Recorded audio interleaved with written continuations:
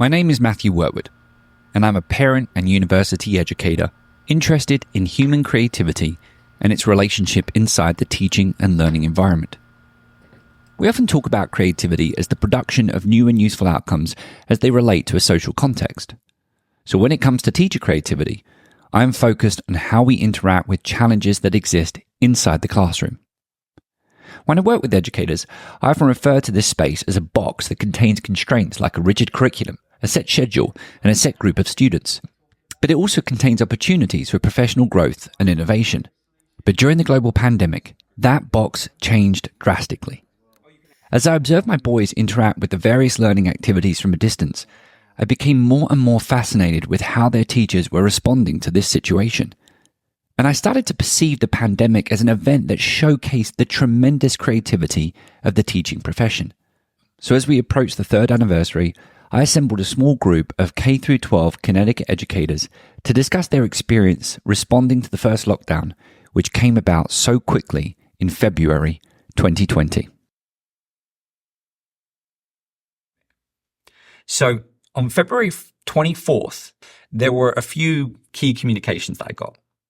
The first was to alert me of an upcoming multicultural festival or assembly at my boys' school. The other was seeking volunteers for the track program that was coming that spring. And then also letting me know that there would be celebration of Mardi Gras. And so the kids will be having pancakes and a whole bunch of other goodies then souped up on sugar, right, that they're going to be coming home with. Now, a week later, on March 2nd, or March 3rd rather, there's the first kind of communication coming from the superintendent's office.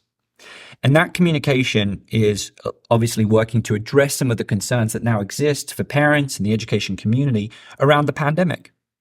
And what it's kind of primarily putting in place is procedures for people who have been abroad, that have been traveling. But there's not really a reference that there might be school closures. About a week later, on March 10th, there is an uptick in communications. And on March 10th, we start seeing the possibility of school closures and hearing about the preparations that are taking place. And then on March 13th, or rather on March 12th, my boys' school closes. And on March 15th, the governor closes all schools until at least March 31st. So Leanne, you and I have had an opportunity to talk about this before we sat down today. So I wanted to kind of start off with you. What was it like during that first week, given how quickly things moved along? Yeah, our principal had actually told us to start preparing packets. I work in a pre-K to 8th grade school, and they said, start preparing some packets because we'll probably be out of school for about 2 weeks. And they were talking about a little bit of what kind of platform could you use if you were home? For example, Seesaw, Google Classroom, those types of things. So we all went to the copiers and we were making packets. That Thursday, we found out in the morning that we were closing for 2 weeks. So we sent home packets with all the kids. We had Friday off. They just said we weren't going to work at all on Friday. And we just didn't know what was going to happen. That weekend, we got communication that we were to be on Zoom on Monday with our classes. And what was that first Monday and Tuesday like during working on Zoom? It's terrifying. I had never even heard of Zoom. So I had my home computer, my own personal old computer at home. My husband, who is very tech savvy, helped me install Zoom and kind of get that link out, which was all a learning curve for me. I was supposed to be on Zoom around 9:30 in the morning. I got my computer all ready, geared up, crashed. My entire computer crashed at 9:30 in the morning. And it was a disaster. I don't think I even got on that day. We got an email in the morning. Take everything home. Students, empty your lockers. Teachers tell all the kids, everything goes home today. We'll be out for a week, whatever. Our district was just the opposite. No one was to go onto Zoom or Google Meets or anything because they hadn't vetted it with the town attorneys. I was on at 7 a.m. the next Monday morning. My kids, they weren't part of that communication train you read. That went to parents, that went to teachers. Kids were left out of that in a large respect, and they didn't know what to expect. You're also referencing the fact that that week wasn't about going back and teaching. No. It was about providing support to your students. So SEL, which was, it's been there forever, but it was never a forefront topic, became the only topic for the first 2 weeks when school went out. It was all about, how do we engage and how do we deal with that social emotional piece? And how do we teach our kids to deal with something different? You said you put the classroom in a box. The box didn't change. The box disappeared. So where I was working in 7th grade ELA, the teachers all got together at the different subject areas, and we had to send home packets or practice work. For ELA, it was independent reading and some other writing practice. But for that first week, we were supposed to be giving them independent work to do at home. And we didn't do anything. The teachers were just at home waiting to hear what was going to happen next. And then at the end of that week, we were told everything would be asynchronous. We would be posting work on a Monday, weekly work, in Google Docs with links to the lessons, to the assignments. And we had to have that all up and running and ready to go Monday morning by 8 a.m. And then we would collect work as it came in through Google Classroom. I think right around April break time, we were told we had to offer office hours. And so we had to set our times, and it could be whatever time we wanted in the morning. And we would set up our meets, and then the students would come in. And I think it was about the same 6 people every day that I talked to. And it was never really about the work. It was, I met all of their pets and their siblings, and they showed me their backyards, and I can do a cartwheel, and look at this. This is where I go for my walk. And it was just the emotional support and the connection. My middle son has this video game. I've forgotten what it's called. It's an iPad game. You have 60 seconds to go and grab things from the house before you end up in a bunker. And it's about surviving the bunker. It's like, it's an apocalypse type situation. You've got 1 minute. Do you grab the water? Do you grab the first aid kit? And it sounds like everyone experienced this situation where it's like, you've got this half a day to go and grab everything, but you kind of don't know what you need in order to teach under these conditions. Number one, it sounds like no one kind of knows whether or not they're going to get back in the building. Like, what were some of the things that allowed you to start beginning to teach again under these new conditions? It became clear that I had to have 2 computers up. So when I'm not even tech savvy with one, now I had to have 2, because if I was presenting my screen or what was on the document camera, I couldn't see what 29 first graders were doing. So I had to have a separate screen just to see all the boxes of children's faces, and then have my screen so that I could see what I was presenting. And that was different. Then it was, how do I teach without them seeing me if I'm showing the document or the presentation. So that was a whole new way to start thinking about, I have to teach regrouping and subtraction to first graders. How am I going to do that using manipulatives? How was I going to show that? And it was just a lot of trial, a lot of error. We were scared. It just really, it bonded us in a way. That class will forever be special, because we did spend a lot of time together, even though it wasn't in the box. It was in our own way. Your kid's video game, that was my class assignment 3 days a week. All right, guys, here's the scavenger hunt list. Find what you got at home. Here's what we're trying to make at the end. Because you're going to leave the house. If everyone watched the movie Apollo 13, there's that scene, right? Like, at the end of the day, what's on the spacecraft is what you've got, into the right? square hole. Yeah. And, one of the things I do in my robotics class is we talk about aviation. What do you do at home? I'm like, guys, we're making paper airplanes today. Every one of you, get your camera ready. Follow yourself around the room. Who can make the paper airplane fly through 5 different rooms today? I had people who went out on their roofs and were throwing them for 30 feet off their house and going, look, I made it to the neighbor's house. How does that count? And, just the creativity from the kids of, okay, here's a website that shows you how to make 400 different paper airplanes. Everybody pick one. In your class, you've referenced how you enjoy conversations, group conversations. How did that play out online? Did you have to abandon that, or did you come up with kind of solutions to do that at a distance? So one of the things that I found was improved was my one-on-one written communication with students, and they were willing to go there with me. So we used Google Classroom, so there was a lot of back and forth commenting. I used a program called Actively Learn, which they'd given all of the teachers during the pandemic the free premium version, and it was fantastic. And it was a lot of texts in there, a lot of the texts that we used, and then you could modify the questions as the teacher. So I could take out the standards that might have been placed in there and put in the standards that we were using, and ask them questions, ask them open-ended questions. And then you could go in and have multi-layered conversations back and forth on the question level.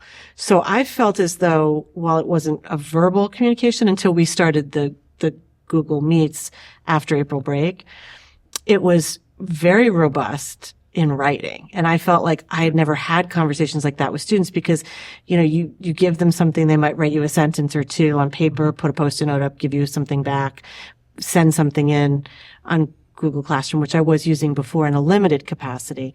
I felt like because they had the time and I had the time, we all had the time to have this deep conversation in writing. So this section is named Navigating COVID Protocols. And I've got some COVID protocols. I've got masks. I've got physical distancing.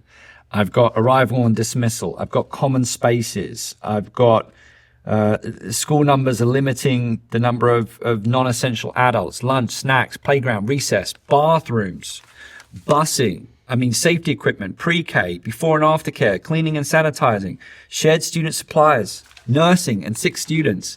What else? It just goes on and on. And, Andrea, I want to come to you because you said something really interesting in your survey. You kind of said, well, we went back, but in some ways it was harder than what you were dealing with at the beginning of the pandemic, because even though you did go back, you kind of didn't go back. Yeah, it felt, well, so again, I think at that time I was trying to figure out how to teach at the elementary level, which had very specific guidelines. They were operating in cohorts, that they would travel like in little groups of people all around the school. And they could not interact with one another from different classes. They like in the hallway, during recess, in the cafeteria. And then at the high school, I was dealing with have my kids physically in while the others were at home and Zoom, but then I was teaching from my desk. I've never sat so much in my life than when we came back from teaching. I always remember being it feels really lazy for me to be on my butt over here while I'm trying to teach. It doesn't feel like I'm teaching. It felt like it felt like a disservice. It felt like, I saw them and I was just trying to reach to them to be I can help you with this technology. I just can't get close to you, and I have to figure out how to do it. And I just want to ask you one more question about your situation. As a world language teacher, you speak Spanish most of the time in the classroom. Yeah. So you're helping students navigate the technology and provide this additional support. Are you still speaking to them in Spanish? Yes. So in world language education and for second language acquisition, they really encourage at least 90% use of the target language. So at the very least, no matter the level. And so when we came back from the pandemic, perhaps I was stubborn, but I was thinking this is the time where we need to really enforce this, because they've lost so much language while they've been away. So how is it that we sort of revive this practice? And so for me, to walk a student through how to use technology in the language that they know is one thing, but in a language that they don't know is a completely different challenge, right? And I was adamant that I was just going to do it in Spanish, and that required for me to support them with visuals. So I created extensive slides. If I anticipated a direction or some word that I knew was going to be problematic for them to understand, something that was not a cognate, right? Something that they just couldn't make sense of, I would say it out loud, and I would time this word with a visual that was color coded with the word written out in the same color as the visual, right? So like they would hear it and they'd be like, I don't know what that means, but here comes flying in this picture of what it is that she's trying to say. And immediately after that, I would have a slide where they would annotate, like on their iPads with their fingers, because we had iPads for all students, like, did you understand this? And they would like annotate, like, I understood it. I understood a little bit of it. Can you say it again? Or I have no idea what you're saying. So like, it just helped me gauge like how much of my directions they were really able to internalize. So those became like, I remember teaching, for the 4th and 5th graders, we have 25-minute classes 3 times a week. And those 25-minute classes with this sort of visual support became like 30 to 50 slides per 25-minute class. I really felt like the box had become so much more rigid when we went back to school that fall. In the spring, we might have been apart, but we were able to connect. We were all a little bit more relaxed. No one was having to follow so many rules. And it just became for me all about the rules and the protocols. I remember 6-minute passing periods because we had to wipe down every desk before the students left the room. I think the structure was needed to pull things back in, but the pendulum was swung way too far to the other side, where there was a concern that if we don't do this right, we're going to have to close again. Yeah. Yeah. And who's going to get blamed for that when it happens? It was stressful. It was stressful, not just teaching in that kind of environment, but you were worried about the health. Like, gosh forbid you were the one that, spread a COVID to somebody or your class went out, and it was the constant cleaning. I think in that email was sent home, you have to teach your 1st grade and kindergartners how to open everything. Yeah. Because I shouldn't have to come to your desk and open your jar. That was how, at the beginning, that's how it was. Could we pass papers out to each other? When kids passed papers in, we were letting them sit for 20 minutes, or 2 days, 24 hours before I touched them to correct them. And we were talking about language, and I was thinking about you teaching language. We had masks. How was I supposed to teach phonics and reading with these masks on? So again, it was going back to videos. It was using, I believe it was a series of speech teachers who were teaching kids how to make sounds. The TH is I couldn't show that with my mask. Or an F is there are different things that we teach in 1st grade that now I had to find different ways to show that, because they couldn't understand if I was saying fun or them. They couldn't hear that difference for a spelling test. It was. There's a lot of fear. Yeah. For me, there was a lot of fear. And am I going to be the class that shuts down? There was a lot of fear for the students that when the phone rang, we're done, we're closing. And fear as a parent, am I going to bring something home to my family too?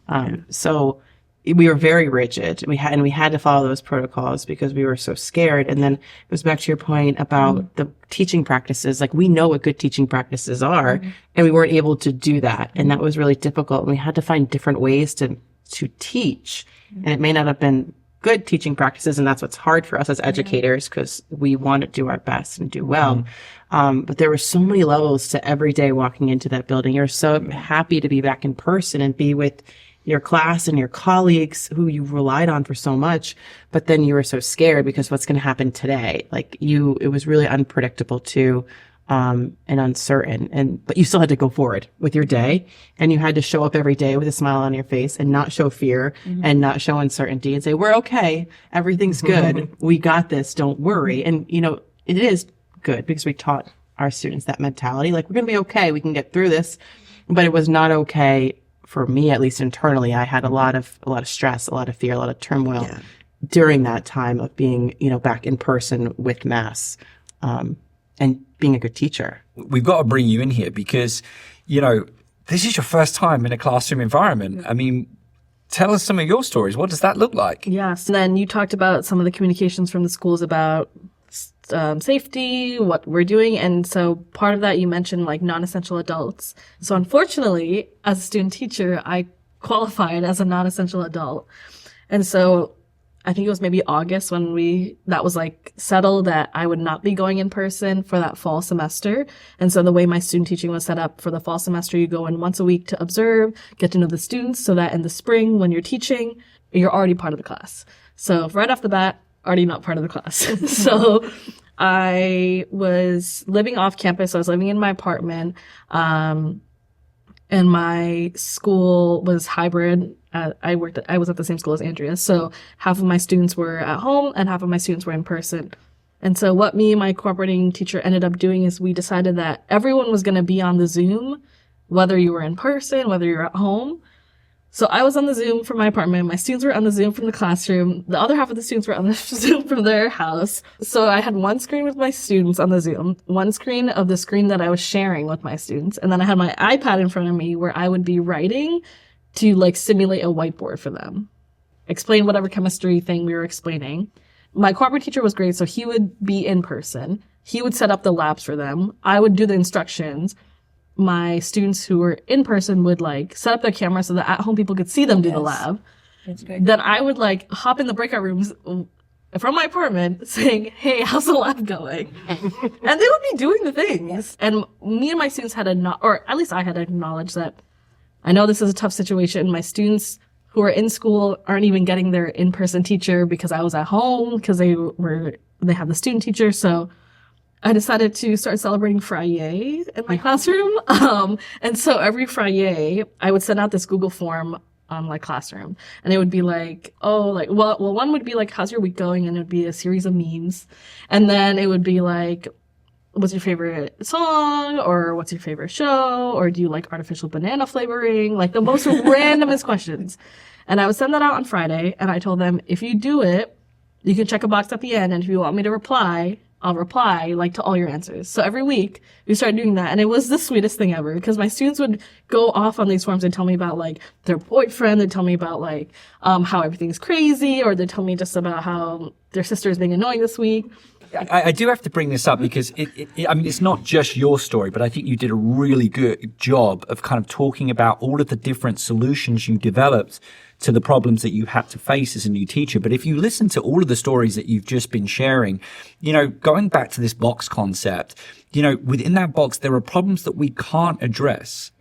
There are constraints as well. And if you listen to your stories, you're identifying the constraints. You're having to work with the constraints and develop solutions. And so you're there recognizing the importance of developing a relationship, which we've all identified as an important part of teaching. And you're coming up with these strategies on how you could do that. And this is the type of creativity that I thought, at least from that parent perspective, that I was seeing emerge weekly. It seemed that you as the teaching community kept getting better at engaging students from a distance. I think they got better going back in the fall of 2020 because I'm a tech integrator. On top of everything else, I was trying to teach teachers how to connect with their students through the tech when we got sent home. And for me, when I was teaching teachers, I'm like, oh, hang on, I'm changing to this screen. And they're like, what do you mean this screen? Most teachers had no concept. It was one computer, one screen in their classroom. Mm-hmm. So when we initially went home, that was a really hard thing to deal with. And I'm like, okay, do you have a second laptop? Well, yeah, it's not very good. Great. Plug it in, join your Google Meet. Well, why would I do that? Well, that one you're going to see your kids on. Mm-hmm. This one you're going to present on. Mm-hmm. And that aha moment a lot came across when you're talking with teachers. Now, when we got back to school, teachers were starting to figure it out. And even though we were still hybrid and even though we still needed things, now IT was, hey, I need a machine that can have 3 screens on it in my classroom. Or I need a second Chromebook that I can have at the other end of the room so that when I'm teaching, I can watch from this side and see my kids when I'm on this side of the room. Even though my main computer is 10 feet away and I can't see anything on that screen, I need something else I can see with it. So that there was definitely a technology change. And I would say even the most technology scared teachers became much more tech savvy. But we had a lot who helped each other. Absolutely. Teachers really, not only did we realize the relationships with our students were so important, but the relationships with each other was so important. And, we did have teachers that had been in the building for, 30 plus years who didn't use the computer besides sending emails home. That, was basically there. And now all of a sudden they had 5 students who had chosen to be distant and now had to film everything all day long.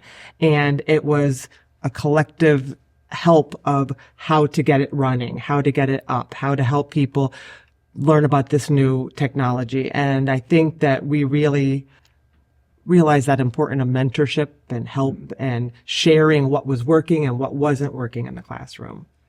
All right, so I want to kind of bring our discussion to a close now.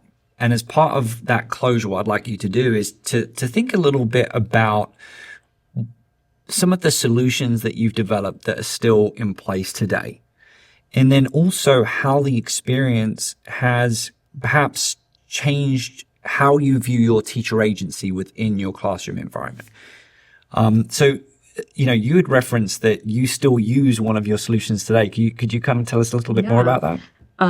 During the pandemic, I had my students do that Google form. It was called, I think, like literally just about me. Mm-hmm. And so now in my classroom, we do what we call a journal moment. So every Friday, I'll put a prompt on the board. My students will journal, and then they can put it in like this bin that's Miss TRT responds. So a lot of my students have me just respond to like the most randomest things once again. And it's a really sweet way for me to connect with them, to some of my students who don't really talk that much in class. Sometimes they'll be like, I didn't write anything, miss, but can you just write something back to me? And it's the sweetest thing. So I do that. I used to make these study videos to help for the tests. I still just make those and just post them. And so that's not something I don't think I would have done. But with Zoom, like being able to have the study guide here and I can talk and write on it, it was great. So I still use that. And a lot of just like the flexibility that came with the pandemic, I try to still bring into my classroom, because I think sometimes as teachers, we forget our students have a whole life outside of our classroom and we don't account for that. And I really try to bring a lot of that I did exercise in the pandemic, like still to this day, and try to. I think Andrea said something before about you constantly had to anticipate a problem, what was going to happen. And I think that with the pandemic, I'm better at that. I'm better at thinking about a lesson, thinking about what is going to be difficult for them, and coming up with those solutions, whether it's going to be adding a video or the step-by-step teaching that I had to do, where are they going to have difficulty with it. I think that back then, every night I was working on the computer to create the next day's slides or activity, and to really think about them at home and what were they going to have, because I wasn't within that reach of them. To me, that physical reach was so important, and I couldn't do it. And for that, I think I'm a better teacher. For my situation, my students were the main source of inspiration and motivation, and the ones that helped me problem solve. I think that if anything, what I heard across the board from administrators or just people that were, sitting in an office telling us, mandating things for us to do, over and over, we would just hear like, we don't have the answers. We don't have the answers. We hear that these are issues, but we don't have the answers. So then I remember being like, okay, we just had an hour meeting where we were just given the space to say everything that's wrong, and then told that we have no way to help you figure this out. So I leaned on my students to help me problem solve, right? In terms of like, how is it that we're anticipating issues? How is it that we are differentiation, like what that even means? Like, we are redefining student success. We are redefining what it means for students to be engaged, right? And where I went to have more clarity was to my students. They helped me because they're the ones that tell you like, this could have been a really pretty presentation that you did, but it did nothing for me, right? And even though somebody else might have vetted it, somebody else, whoever was doing PD was saying that this is the latest and the best, your students were coming at you saying like, no, it's not cutting it for me. And so, for me, like being able to problem solve with all these hurdles meant that I had to be intentional about creating a space where my students felt that they could share how they were experiencing like learning. Big takeaway from this as well is what all of you were saying, is that teachers are incredible problem solvers. Is that we were thrown into a problem that no one else had been thrown into before, and we solved it in multiple ways and were successful. to whatever measure you want to measure your success. But I would say that every single one of us and every single teacher was successful in some way. So the problem solving, I think, for me is at the forefront, where now I look at problems differently in my classroom.